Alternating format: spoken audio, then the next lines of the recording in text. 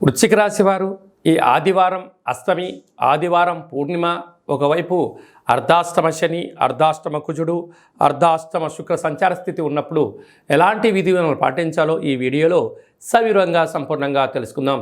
వృశ్చిక రాశిలో ఏ నక్షత్రాలు వస్తాయనగా అనురాధ నక్షత్రంలోని 4 పాదాలు, జ్యేష్ఠ నక్షత్రంలోని 4 పాదాలు, విశాఖ నక్షత్రంలోని చివరి పాదం 4వ పాదం కలిపితే వృశ్చిక రాశి అవుతుంది.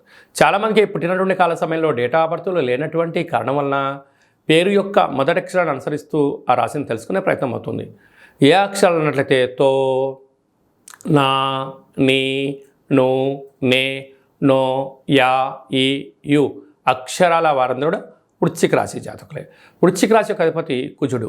అర్ధాష్టమ కుజుడు, కుజదోష ప్రభావం. అర్ధాష్టమ శని యొక్క ప్రభావం. అర్ధాష్టమ శుక్రుడు. అలాగనే పంచమ స్థానంలో రవి, బుధ, రాహు సంచార స్థితి.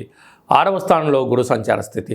ఏకాదశిలో గురు సంచార స్థితి ఉన్నప్పుడు చిన్న చిన్న విషయాలకు ఆందోళన, పెద్ద పెద్ద వ్యాపార కార్యక్రమాలు చేసేటప్పుడు తొందరపాటు నిర్ణయాలు, సభల యందు సమావేశాల యందు మాట్లాడేటువంటి కాల సమయంలో ప్రతి మాట చాలా విలువైంది అనేది గుర్తుపెట్టుకోవాలి. పెదవి దాటనంత వరకు ఆ మాటకు మీరు మహారాజులు. నోటిలోంచి బయటకు వచ్చిన ప్రతి మాటకు మీరు బాధ్యత వహించే పరిస్థితి ఉంటుంది. కనుక మీ జన్మ నక్షత్రం రోజున అష్టమి, పూర్ణిమ తిథులందున దూరవాయు జల ప్రయాణాలు పెట్టుకోకపోవడం, ఆవేశానికి దూరంగా ఉండడం, యంత్రాలతో, ఆయుధాలతో, పంచభూతాలతో ఎంతో జాగ్రత్త అవసరం. కనుక ఇలాంటి కాల సమయంలో ఆవేశపడి మాట్లాడడం, దూర ప్రయాణాలు చేసేటప్పుడు తొందరపాటు నిర్ణయాలు తగవు.